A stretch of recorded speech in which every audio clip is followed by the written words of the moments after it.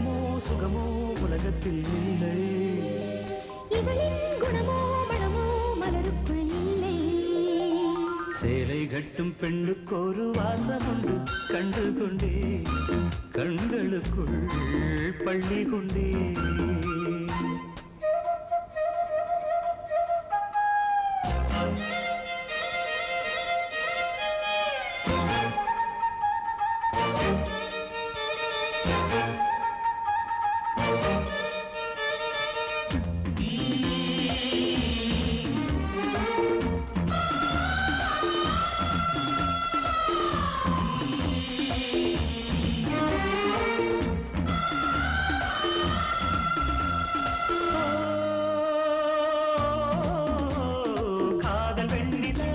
கையோடு வந்ததோ கண்கள் ரெண்டுமே கச்சேரி பண்ணதோ.